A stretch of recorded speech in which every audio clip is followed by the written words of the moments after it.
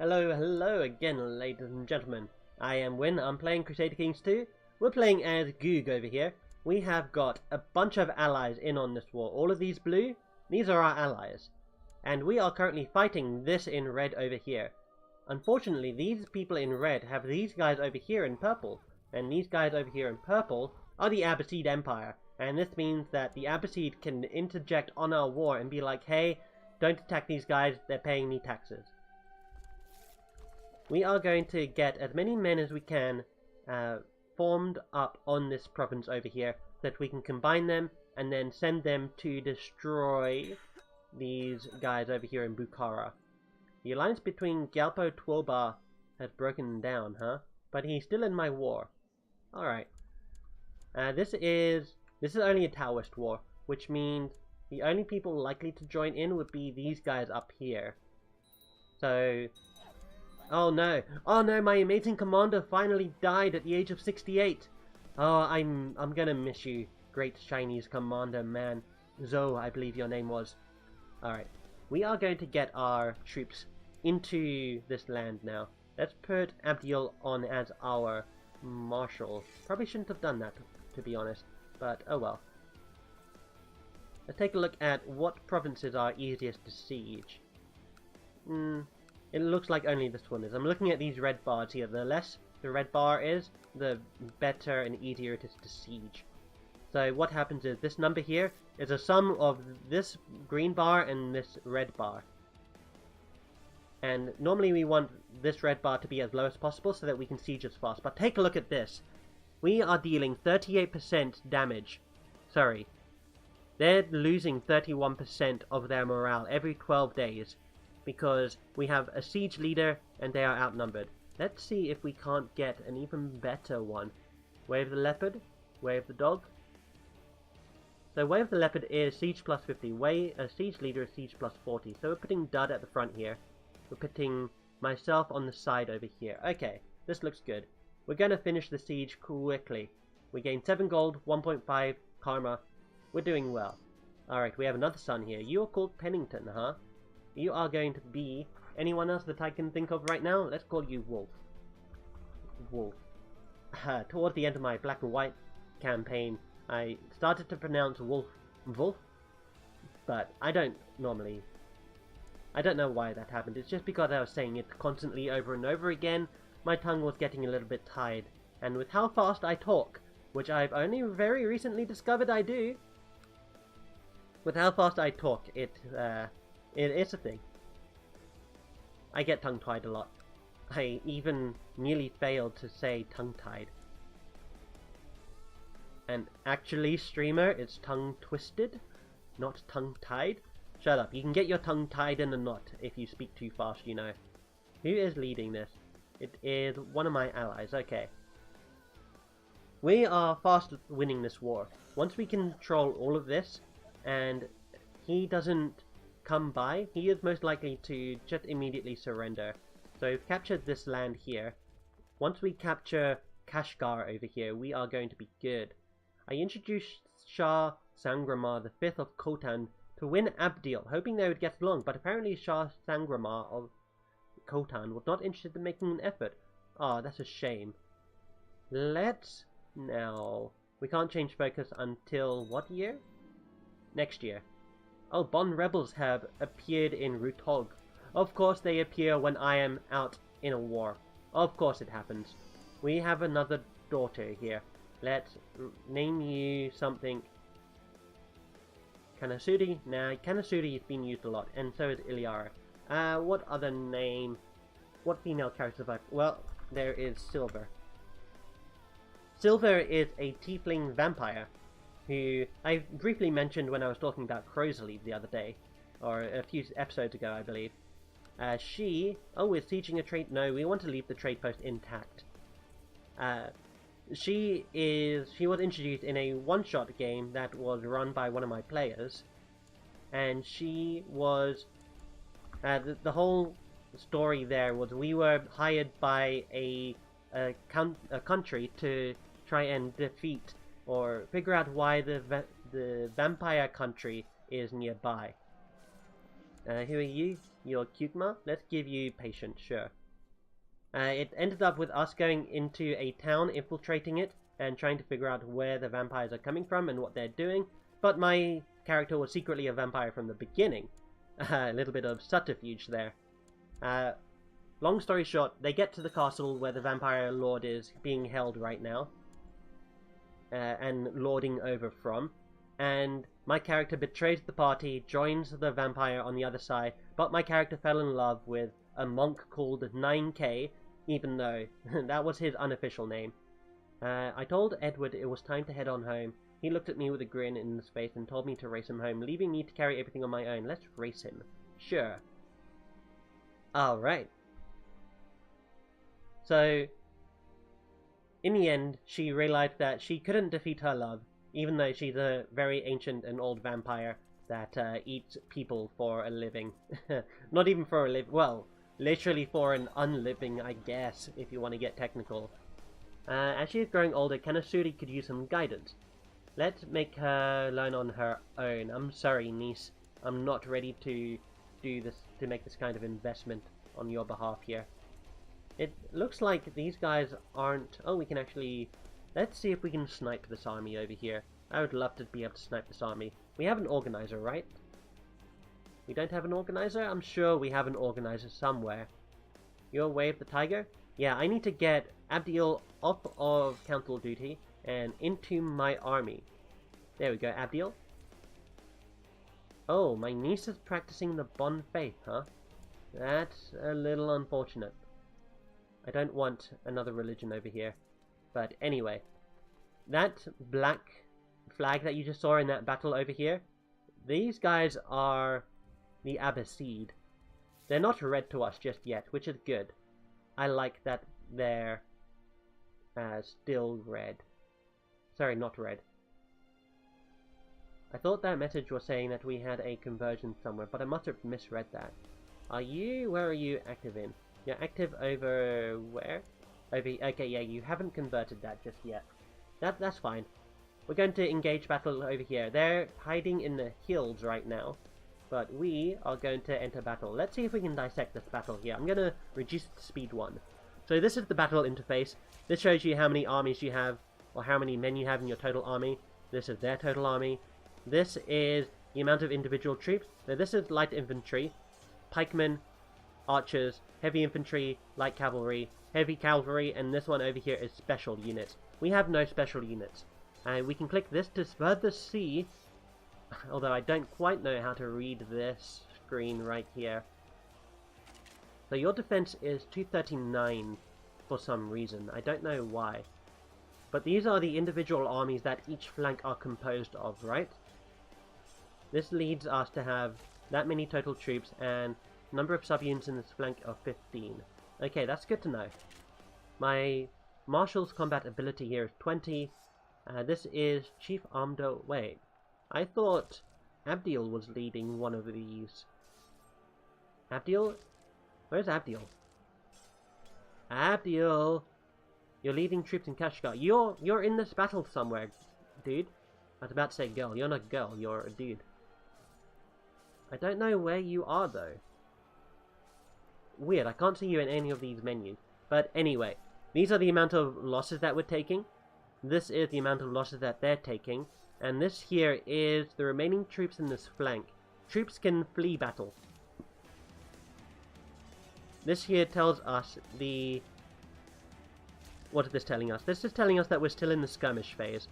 The armies will stay at a distance. Archers, horse archers, light cavalry excel in the skirmish phase. So in terms of light cavalry, we have 500 odd, and we have only 100 pikemen. Oh, sorry, we have 2,000 light infantry. So we're good on the skirmish front. We have more than they do, more than they do, and more than they do. They do have special units here, however, which I think are horse archers. They're probably horse archers.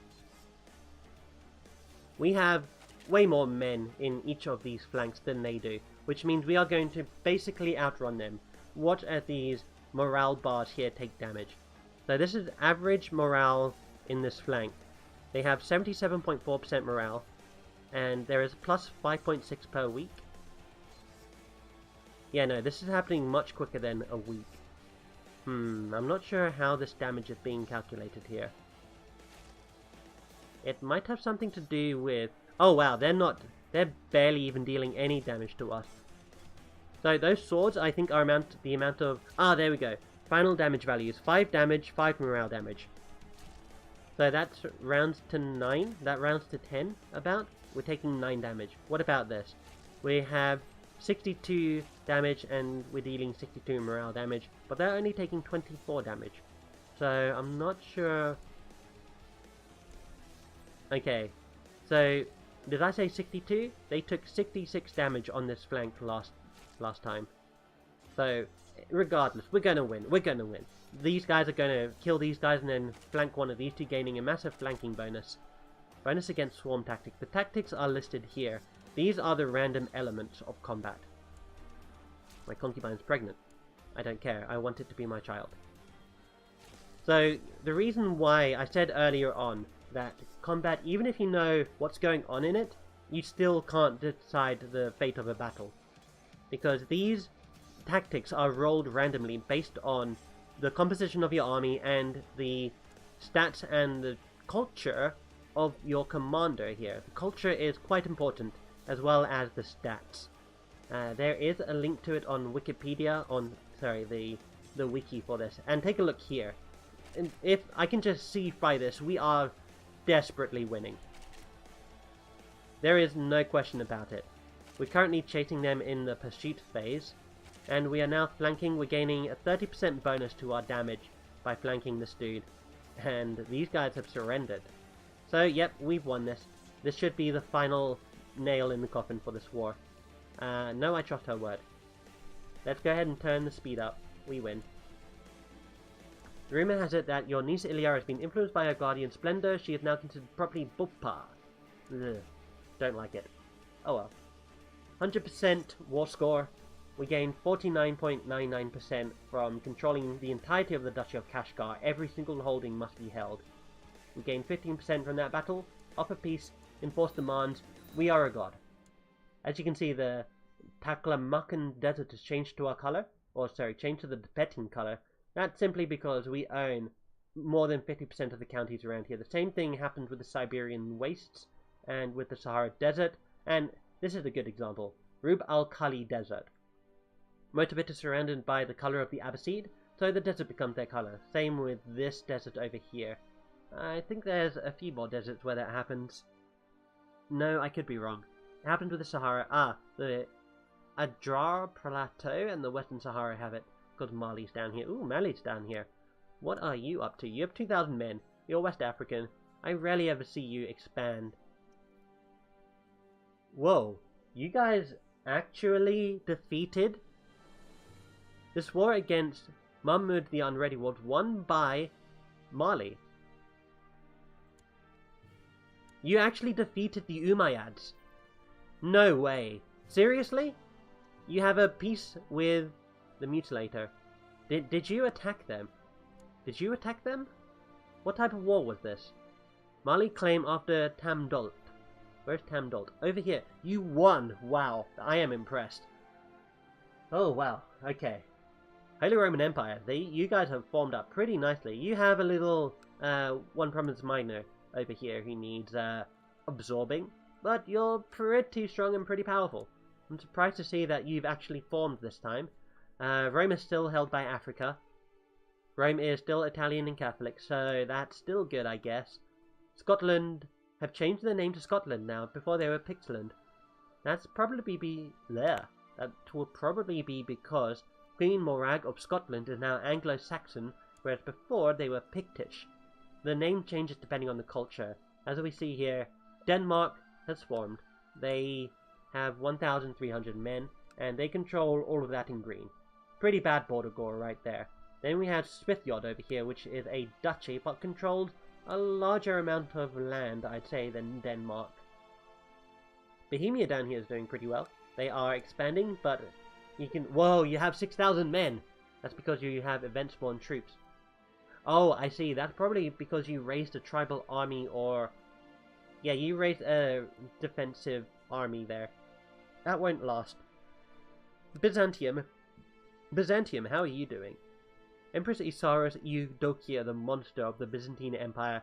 Oh, it seems like your first daughter died of cancer at the age of 17. Oh my god, that is so young. Next up you have Prince Isaros Churgeon. You're Han. You are still Han, which really freaks me out. Why are you Han? It makes no sense. Oh, did I say that right? Your father had scurvy. He died of cancer, but you had scurvy. You should have stayed off the boats, my friend. So, after winning this holy war right here, we have obtained all of this land right here, and every single holding beneath it. We own the city here, we own nothing there, nothing there. We own the city here, and we own nothing here. Wow, there's nothing in this land. But it does allow me to give land to some of my more tertiary family members here. I'm gonna take a quick sip of my drink here.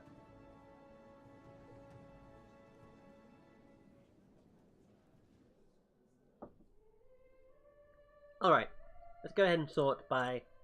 let's do that. Great House, my dynasty. My mouse is really acting up here. Ruler? No, no ruler. Gender any. Married any. Adult? Not necessarily, I don't think. Let's go and sort by oldest first. Abdiel needs land. Absolutely, we need to give Abdiel some land here. Let's go ahead and give Abdiel, or we can give it to our niece. Since we have absolute cognatic election, we can just give out land to our niece. So I'm going to go give it to Abdiel, though. Yeah, I'm going to go grant it to Abdiel. We're going to go grant Abdiel the county of Aksu. And we're going to go ahead and also grant him the county of Uchtrana. Or whatever this is. Utrapan? Sure, why not? Alright, who else do we need? Let's give Orwin some land as well. He actually wants to gain a title. He is my half-brother. Let's go ahead and grant him a Yolpurga. We're only going to grant him...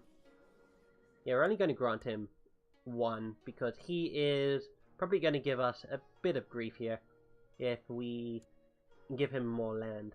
Alright, let's take a look. My nephew, my niece, my niece, my niece, my niece, my half-sister.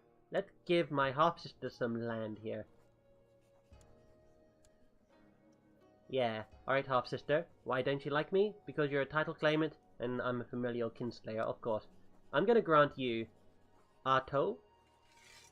That sounds French. And I'm also gonna grant you this province over here, which is Sulig. There we go. We've granted some land to our dynasty members here. Excellent. Now these guys can go ahead and fight over the duchy itself. I can create the duchy, but meh, I don't wanna. I'm happy just keeping them all as my independent vassals down here. Yeah, actually, Orwin might have a bit of trouble defending himself. He is a good commander, of that there is no doubt.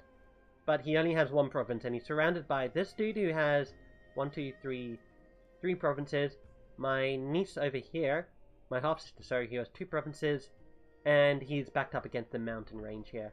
So hopefully all goes well, Abdiel. Hopefully you managed to... Oh no, you're Orwin. You're Abdiel up here. Okay, Orwin. Try not to die. Fend for yourself, and yada yada, all that shebang, right? Can we raid? I think we can raid. We can definitely raid, right? Yeah, we can raid. We have 300 men. I want to raise some of my own men. How many? They're not quite replenished. Let's go ahead and raise them up anyway, and get them to meet over here. We're gonna do some raiding and some pillaging here. Put it up to speed 5 for now. You want a council support. Sure, let's do it. I won't mind getting a favor from you. I can probably use this favor to get a claim in on the empire into my family. So you are the heir to the Duchy of Kashmir. Let's see if we can assign a betrothal between you and you. You won't accept? Well, now you will. Ooh. Or, you're currently betrothed. I can attempt to kill this dude. No, I'm not going to do that. Instead, I'm going to go ahead and marry this dude, betrothed to Prince.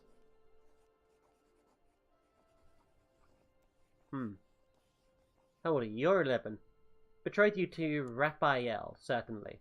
Let's do that. Alas, I have abdominal pains. We have the Great Pox.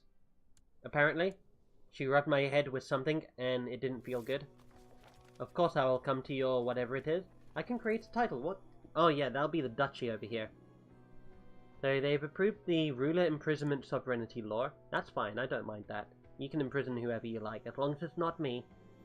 And it seems like Kyukma has become an elusive shadow.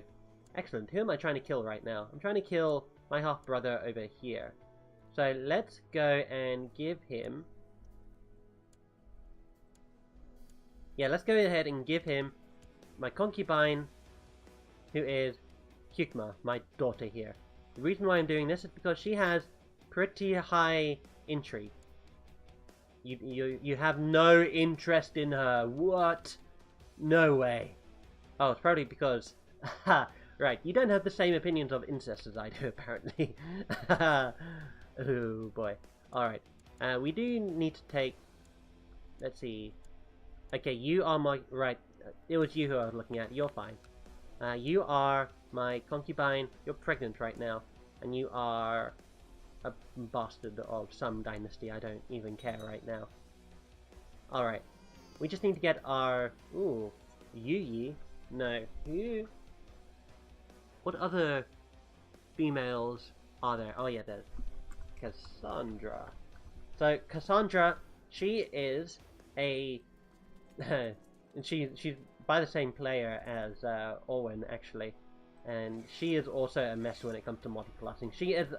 She is literally everything that is holy and angelic. Anything that you can think of that gives you a holy power. Oh, we can't raid you guys. Why not? We're neighbors. And you're an infidel. But we can't raid you. That is weird. What about if I go up here? So yeah, she has like the Holy Blade Excalibur. She's also from Argosas. She's actually the daughter of one of the High Priests of Argosas. You are fighting who? Gyalpo, Bluria, or Bihar. So you're attacking you down here. Yeah, I can help you with that. I accept your call to arms. My army is raised anyway, so I will go down and lead them down over to here. I'll go ahead and get an organizer, or yeah, Abdiel, you can just lead the charge here. I'll put myself on the side. And Kanasuri has become a grey eminence. Let's go ahead and get her married to someone. This imbecile? Sorry, you're slow. I keep getting imbecile and slow mixed up. Let's do it. Alright, well, as my army marches down towards the south so that we can fight the Kingdom of Bihar. Wow, actually, Nepal has a claim on the Kingdom of Bihar, which is ridiculous. Wow. And it's inheritable. When did that happen? Ah, I see. So you have primogeniture now. Interesting. That must have changed. Let's take a look at the history of Bihar down here. History. So it belonged to you, and then it belonged to you. And I'm currently helping this dude over here, who is attacking his brother for the claim on the kingdom. So at that point, when this guy died, it must have had Gavelkind succession. Yeah, that makes sense, since there is only 2 eligible dudes available, and you also gained land, but you're a vassal under Nepal. Alright, I got it. Alright, well, we're gonna continue marching down, and we'll get there in the next episode. So thank you guys very much for watching. Do I have any interest in learning about roses? I must have some. Alright, thank you for watching. Hope you enjoyed. Take care.